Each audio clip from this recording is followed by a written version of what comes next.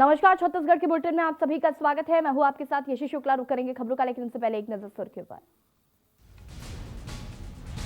Cabinet बैठक में CM की घोषणा, रूरल इंडस्ट्रियल पार्क की तरह विकसित होंगे गौठान। गोधन न्याय योजना की 14वीं किस्त भी हितग्राहियों के खाते में डाली।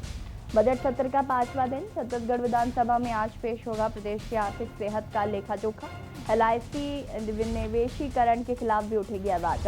कैबिनेट का फैसला, राज्य लघु वनोपज संघ से ही आयुर्वेदिक दवा, प्रसंस्कृत उत्पाद और हर्बल खरीद पाएंगे सरकारी विभाग। बाजार जाने के लिए चाहिए होगी एनओसी। छत्तीसगढ़ फीस विनियमन को लेकर बड़ा फैसला, समिति की मंजूरी के बिना निजी स्कूल नहीं बढ़ा सकेंगे 8% से ज्यादा फीस। प्रवेश से पहले देना होगा फीस की पूरी जानकारी। छाएगा क्रिकेट का रोमांच, रोड सेफ्टी वर्ल्ड सीरीज के लिए इंडिया रेजिडेंस की टीम घोषित। आज रायपुर पहुंचेंगे इंग्लैंड के खिलाड़ी, सीएम भूपेश बघेल करेंगे उद्घाटन। प्रदेश के स्कूल कॉलेजों पर कोरोना का कहर, जशपुर में 2 स्कूल टीचर पॉजिटिव। प्रदेश में 220 नए केस, कोरोना से 8 मौतें। आप देख रहे हैं के न्यूज, खबरों का सारथी। कोरिया जिले के अंतर्गत आने वाला रेलवे स्टेशन बैकुंठपुर रोड में उस समय हड़कंप मच गया जब कोयले से लदी रेलवे की बोगी से धुआं निकलने लगा, जिसे तत्काल रोकते हुए जिला आपदा प्रबंधन टीम मौके पर पहुंचकर कोयले में लगी आग पर काबू पाया। आपको बता दें कि मालगाड़ी में कोयला सूरजपुर जिला के भटगांव कॉलरी से लोड होकर जा रहा था। बोगी से धुआं निकलते देख रेलवे स्टेशन बैकुंठपुर रोड पर रोका गया और दमकल और आपदा प्रबंधन टीम ने मौके पर पहुंचकर आग पर काबू पाया।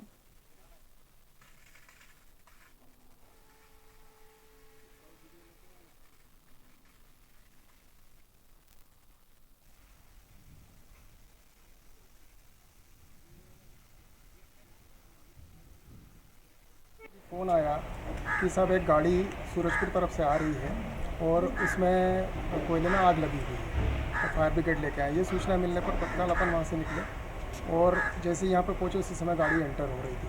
कहाँ से कहाँ जा रही थी इस बारे में सूचना स्टेशन मास्टर द्वारा नहीं दी गई थी। सिर्फ में बताया गया था कि ट्रेन पहुँच रही है सूरजपुर तरफ से आ रही है। वर्तमान कोरिया जिले के पटना थाना अंतर्गत हो रही चोरियों को पकड़ने में पटना पुलिस को बड़ी कामयाबी मिली है। पटना थाना अंतर्गत ग्राम चंपाझर, रामपुर, तेंदुआ, अमहर में हुए ट्रैक्टर ट्रॉली रीपर मशीन की चोरी में पुलिस ने अभियान चलाकर चोरों को पकड़ने में बड़ी सफलता हासिल की है। चोरी से 5 नग ट्रैक्टर ट्रॉली, जिसकी कीमत लगभग 5 लाख रुपए, 2 नग ट्रॉली, एक रीपर मशीन समेत लाखों रुपए बरामद किए गए।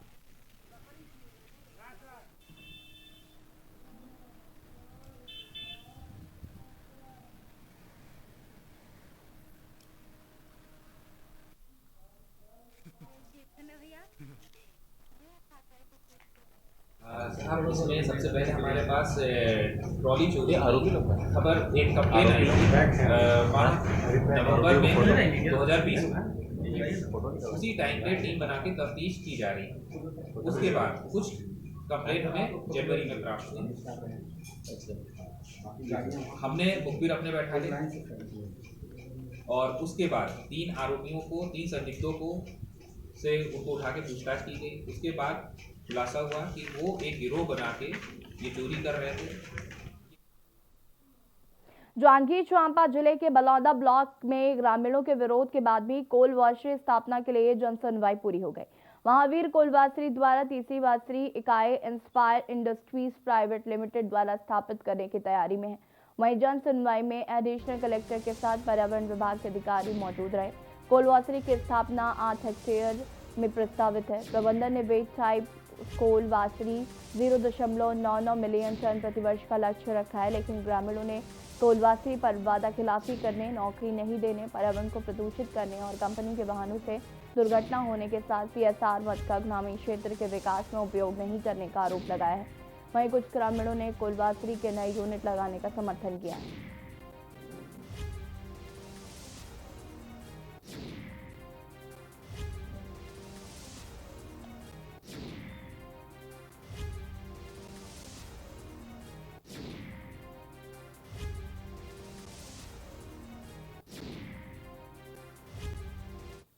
यहाँ पर जन सुनवाई थी पर्यावरण सुरक्षित के लिए। उनका यहाँ पर वेट फुल वॉशरी के लिए प्रस्ताव है जो कि 0.99 मिलियन टन का है ईयरली। इसमें आसपास के सभी गांव के लोग यहाँ पर आए थे, जनप्रतिनिधि भी उपस्थित थे, उनके द्वारा अपनी टीका टिप्पणी आपत्ति और अपने वक्तव्य प्रस्तुत किए गए हैं और उसी पे भी कार्रवाई चल रही है। इसमें 0.99 मिलियन टन जो है ईयरली का स्थापित होना है और 8 हेक्टेयर से अधिक की जमीन है जो कि छत्तीसगढ़ जिला राजनांदगांव के रसूखदारों से पत्रकारों पर हमले की खबर अक्सर सुनने को मिलती है। अब तो सरकारी कर्मचारी भी पत्रकारों को धमका रहे हैं। जिले के शिक्षा विभाग पिछले 2-3 दिनों से बर्तन घोटाले सहित छत्तीसगढ़ पाठ्य पुस्तक निगम की पुस्तकों को रद्दी के भाव स्थानीय धनलक्ष्मी पेपर मिल में डोंगरगांव पुलिस थाने ने सरकारी बुक बरामद करने के मामले को लेकर लगातार सुर्खियों में है। और इसी खबरों के फॉलोअप को लेकर इलेक्ट्रॉनिक मीडिया के 3 पत्रकार बीआरसी शिक्षा विभाग के कार्यालय पहुंचे तो बीआरसी ऑफिस में पदस्थ अकाउंटेंट ने इलेक्ट्रॉनिक मीडिया के पत्रकारों से हाइपर होते हुए दुर्व्यवहार किया। पत्रकारों ने डोंगरगांव थाने में एफआईआर दर्ज कराई।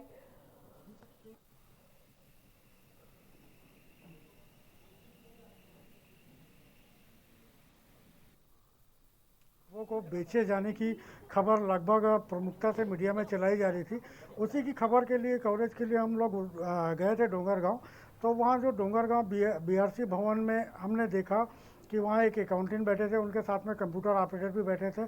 हमने विनम्रतापूर्वक अपना परिचय देकर के उनसे बात करना चाहा। हमारे पत्रकार साथी कमलेश सिमनकर और विपुल कन्हैया सहित 3 पत्रकार आज किताबों को जो सरकारी किताबें थी उसको कबाड़ी में बेचे जाने के मामले की खबर बनाने के लिए डोंगरगांव बीआरसी भवन गए थे, जहां पर बीआरसी के विभाग में पदस्थ एक अकाउंटेंट है, उन्होंने इनके साथ में मारपीट किया है, मोबाइल छीना है और बदतमीजी किया है। शिकायत प्राप्त हुआ है, डोंगरगांव का थाने का मामला है। वहीं पर वहाँ का लेखपाल जो है उसके द्वारा जो दुर्व्यवहार किया गया है तो उसका संज्ञान में लेते हुए हम लोग उचित कार्रवाई किया है। बालिकाओं को आत्मनिर्भर बनाने के लिए राजीव गांधी शिक्षा मिशन द्वारा प्रशिक्षण दिया जा रहा है। वही बात करें कोंडागांव जिले की तो लगभग 200 से ज्यादा बच्चे इस प्रशिक्षण का लाभ ले रहे हैं। इसके साथ ही सेल्फ डिफेंस के लिए बालिकाओं को तैयार किया जा रहा है। आपको बता दें कि कोंडागांव जिले के गुंडादुर कॉलेज ग्राउंड में भारी संख्या में पहुंचकर छात्र छात्राओं ने इसमें भाग लिया।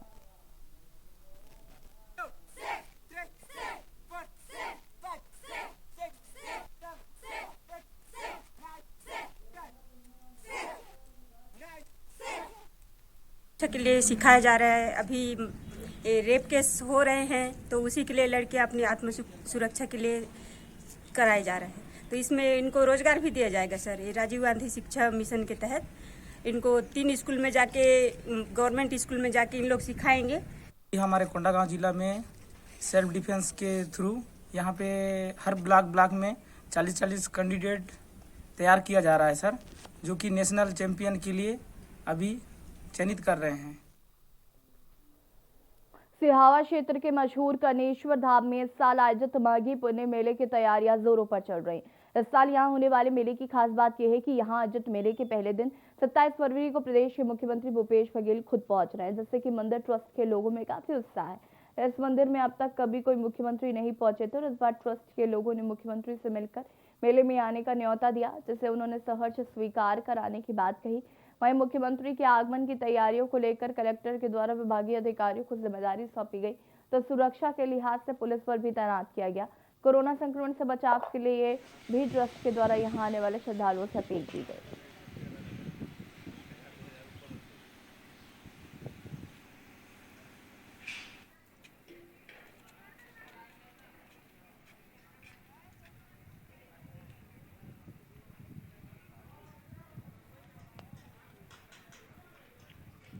विकास की तो बहुत संभावना है भैया। सीएम साहब को हम लोगों ने बताया भी है और जिस दिन आएंगे बड़े दमदारी से ट्रस्ट के लोग, उनके सामने यहाँ जो प्रमुख रूप से जो विकास कार्य हैं उनकी बातों को रखेंगे। सबसे पहले तो यहाँ मेला लगाने के लिए जगह की कमी है। मंदिर के पीछे में जो जगह है उस जगह को ट्रस्ट को अलाट करने के लिए या ग्राम पंचायत को अलाट करने के लिए हम लोग मांग करेंगे। अलाट भी करें और समतलीकरण की व्यवस्था कराएं ताकि भविष्य में मेला को हम लोग वहाँ स्थापित कर सकें। सूरजपुर के प्रतापपुर में गोंडवाना गणतंत्र पार्टी ने आदिवासियों के हितों की मांग करते हुए धरना प्रदर्शन और रैली निकाली। गोंडवाना पार्टी ने सरकार पर वन अधिकारी नियम 2005 का पालन नहीं करने का आरोप लगाया है। आंदोलन कर रही गोंपा ने जिला प्रशासन और वन प्रभाग पर आरोप लगाया कि विभाग के लोग मात्र लोगों को दरकिनार कर अपात्र लोगों को पट्टा दे रही है और इसके अलावा सरकार के सर्वेक्षण में रेत का अवैध उत्खनन हो रहा है, जबकि नदियों का अस्तित्व खतरे में है। इन मांगों को लेकर गोंपा ने सांकेतिक धरना प्रदर्शन किया है, तो वहीं इनकी मांगों पर विचार नहीं किया गया तो आगामी 17 मार्च को जिला मुख्यालय में कलेक्टर कार्यालय घेरने की चेतावनी दी है।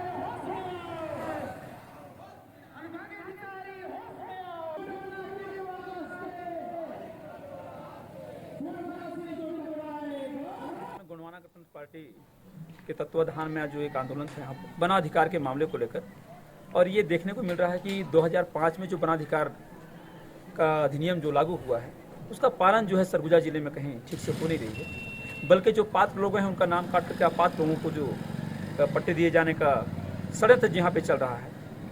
सूरजपुर जिले के प्रतापपुर के आसपास के जो रेत के जो खदान हैं, जो नदियाँ हैं, वहाँ से अवैध रेत और उत्खनन, इन सब में जो है जिला प्रशासन का हाथ रहा है।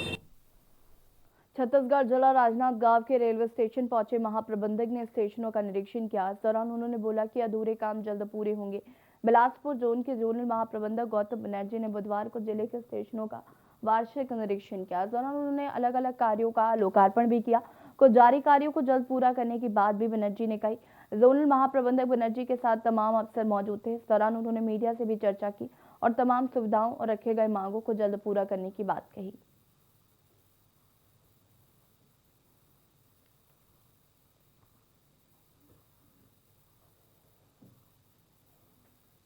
के दौरान जो हम स्पेशलिटी देखते हैं, जो डेफिशिएंसीज वगैरह, वो तो हम we don't come to the press, वो हमारा इंटरनल कम्युनिकेशन होता है और हम उसको उसी तरह से देखते हैं और जो खामियां होती हैं उसको इम्प्रूव करने की हमारी कोशिश रहती है।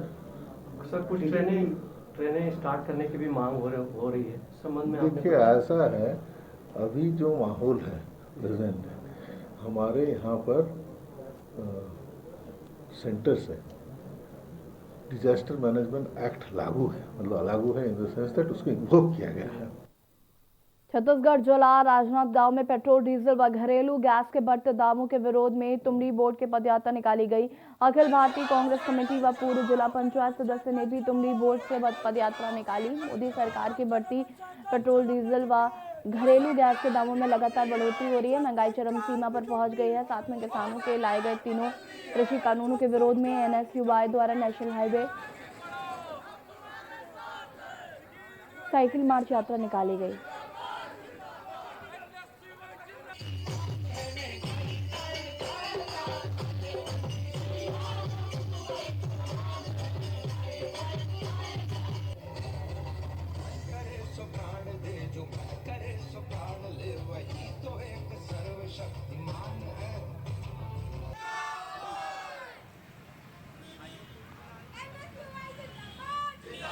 पेट्रोल और डीजलों का रेट जब 1 रुपये भी बढ़ जाया करता था, जब केंद्र में कांग्रेस की सरकार थी, तो छत्तीसगढ़ प्रदेश के पूर्व मुख्यमंत्री डॉक्टर रमन सिंह और उनके तमाम मंत्री सड़कों पर साइकिल लेकर उतर जाया करते थे।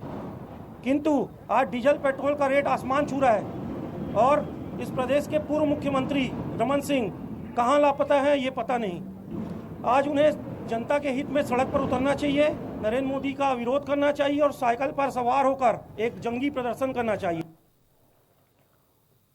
1 मार्च से बिलासपुर यानी कि बिलासाबाद एयरपोर्ट से दिल्ली, जबलपुर, प्रयागराज के लिए उड़ान शुरू, हवाई सुविधा शुरू हो रही है और इसे लेकर बिलासा एयरपोर्ट पर एयरलाइंस का सफल ट्रायल लैंडिंग किया गया। इसके साथ ही टिकटों की बुकिंग भी शुरू कर दी गई है। बता दें कि केंद्रीय विमान मंत्री हरदीप सिंह पुरी ने 1 मार्च से बिलासपुर से हवाई सेवा शुरू किए जाने का ऐलान किया है और इस ऐलान के बाद अब बिलासपुर से विमान सेवा शुरू करने की तैयारी तेज हो गई है।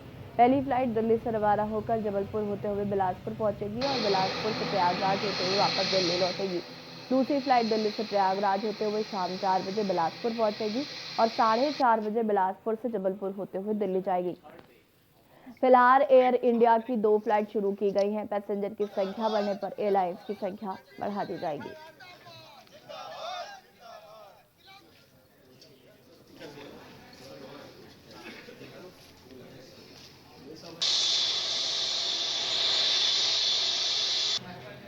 दिन के बाद हमको ये दिन देखना मिल रहा है, सबके लिए खुशी की बात है। और कल इन लोग बताए, एयरलाइन से बताया कि कल रात से बुकिंग भी खुल गया है और आज सुबह तक प्रयागराज के तो 75% ज़्यादा लोगों ने बुक कर दिया है। फ्लाइट लैंडिंग का टाइम उनको कोई दिक्कत नहीं हुई। लैंडिंग का पहले पूरा एयरपोर्ट में उन्होंने सर चारों तरफ घूम के भी देखा भी है, कोई ऑब्स्टेकल नज़र नहीं आया, सारा चीज़ ठीक ठाक मिला है।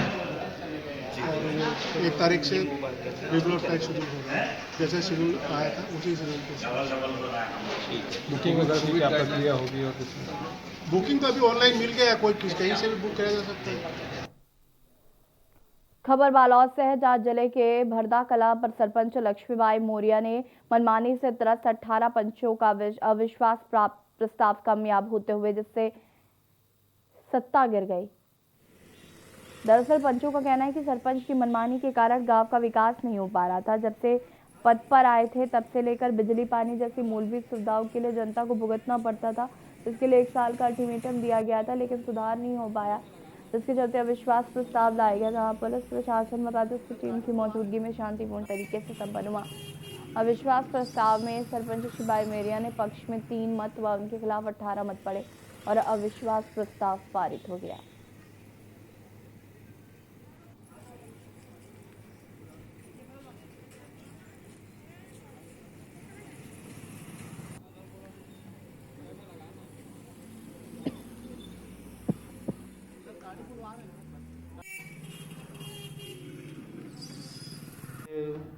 पच्चीस 2021 को ग्राम पंचायत भरदा कला के सरपंच के विरुद्ध अविश्वास प्रस्ताव की कार्यवाही की गई, जो कि सभी सदस्य उपस्थित रहे और शांतिपूर्ण तरीके से अविश्वास प्रस्ताव की कार्यवाही की गई, जिसमें अविश्वास प्रस्ताव पारित हो गया।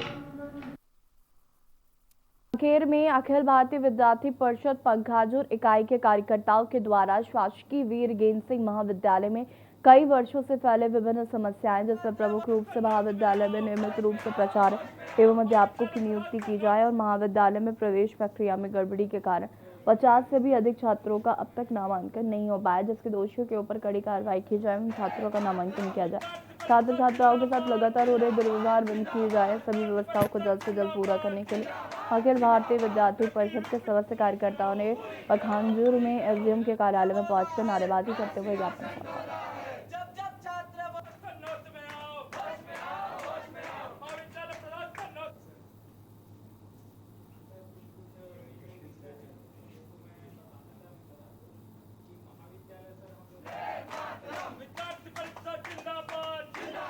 विद्यार्थी परिषद इकाई पखानजूर ने महाविद्यालय में जुड़ी विभिन्न प्रकार की जो समस्याएं है जो सालों से चली आ रही है उसको लेकर के एसडीएम महोदय को ज्ञापन सौंपा, जिसमें मुख्य रूप से महाविद्यालय में रेगुलर प्रिंसिपल नहीं है और जो प्राध्यापकों की बहुत कमी है सालों से वे नहीं है। दूसरा पॉइंट हमारा था कि अभी तक बहुत से 50 से भी अधिक छात्रों का जो नामांकन नहीं हुआ है तो उनका नामांकन किया जाए और लगातार छात्रों से होते दुर्व्यवहार उसके खिलाफ में शासन प्रशासन कड़ी से कड़ी कार्रवाई की जाए और छात्रों से इस प्रकार का दुर्व्यवहार वो बंद हो। एबीवीपी द्वारा महाविद्यालय की विभिन्न समस्या हैं उनको लेकर के ज्ञापन दिए हैं, जिनमें मेन 3 बिंदु है कि वहाँ पे रेगुलर प्रिंसिपल नहीं है, दूसरा है कि 80 से अधिक जो छात्र हैं उनका वहाँ नामांकन प्रक्रिया लिया गया करके, और एक है कि वहाँ के जो कर्मचारी हैं उनके द्वारा छात्रों के प्रति जो दुर्व्यवहार है उसको लेकर के। खबर सूरजपुर से है, जहां पर प्राइवेट स्कूलों के फीस वसूलने पर सुप्रीम कोर्ट के फैसले के बाद सरकार ने शिक्षण संस्थानों को अभिभावकों से फीस वसूली करने के दिशा निर्देश जारी कर दिए हैं। सूरजपुर में भी जिला शिक्षा अधिकारी ने कोरोना काल की फीस वसूलने की सहमति दे दी है। हालांकि फीस बढ़ाने की राह अब प्राइवेट स्कूलों की मुश्किलें बढ़ गई हैं। पहले जहां निजी स्कूली संस्थान आए दिन फीस में बढ़ोतरी कर लेते थे, जिससे अभिभावकों पर आर्थिक बोझ आ जाता था। लिहाजा अब निजी शिक्षण संस्थान स्कूल शिक्षा समिति और बिना छात्रों के परिजनों की सहमति से 850 तक फीस बढ़ा सकेंगे। तो वैसे अधिक की राशि बढ़ोतरी करने के लिए कलेक्टर की अध्यक्षता में बनी शिक्षा समिति से हरी झंडी लेना पड़ेगा।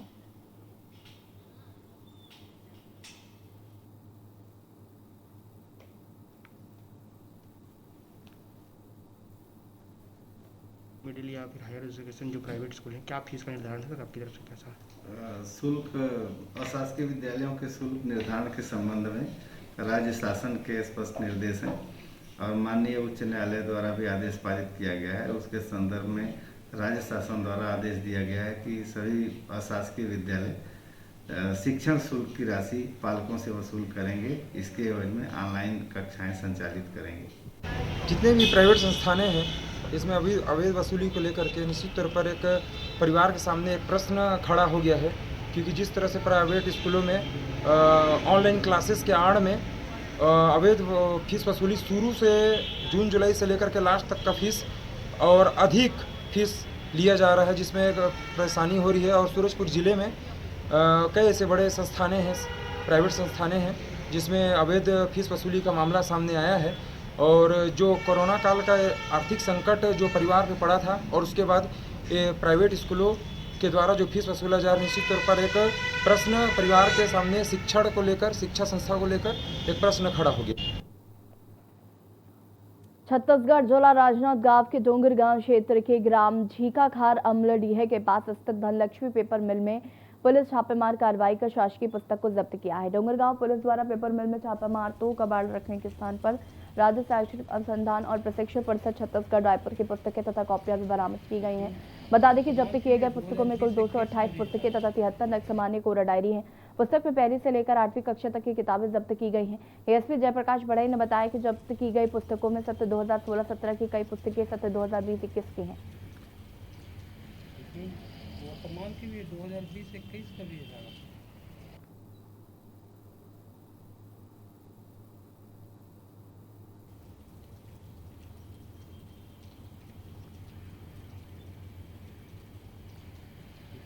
इसके द्वारा कुछ सामान मिला, बुक्स वगैरह, उसको 102 के तहत जब्ती की गई है। आगे इसमें ये तथ्य पता किया जा रहा है कि मैटर क्या है और किसका सामान है, उस हिसाब से आगे वैधानिक कार्रवाई की जाएगी। ये शासकीय बुक है सर, इतनी भारी मात्रा में कहाँ से आए? उसमें जो भी अगर इलीगल पाया जाता है तो आगे वैधानिक कार्रवाई की जाएगी। कांकेर के आमाबेड़ा क्षेत्र में जवानों के खिलाफ रची गई साजिश का खुद नक्सली शिकार हो गए। दरअसल आईडी प्लांट करने गया नक्सली खुद आईडी की चपेट में आ गया और उसकी मौत हो गई, जिस पर नक्सलियों ने प्रेस नोट जारी कर अपने साथी की मौत पर दुख जताया है। जिसमें मृत नक्सली का नाम सोमजी उर्फ सहदेव वेड़दा बताया जा रहा है।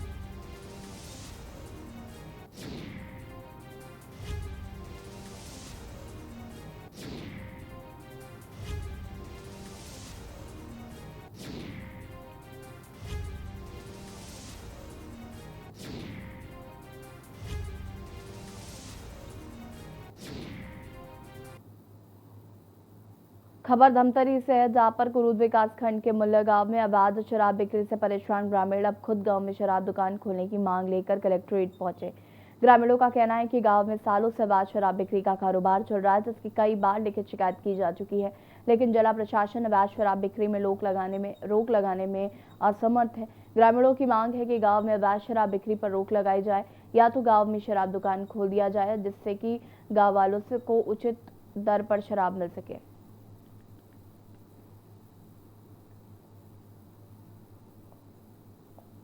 अवैध शराब बिक्री पर रोक लगाव की मांग गांव द्वारा की गई है। गांव में शराब दुकान या तो खोल दो, और आपको बता दें कि शराब बिक्री से ग्रामीण परेशान है। धमतरी का ये मामला है, यहां पर कलेक्ट्रेट में जाकर ज्ञापन सौंपा, महिलाएं भी इसमें शामिल रहीं।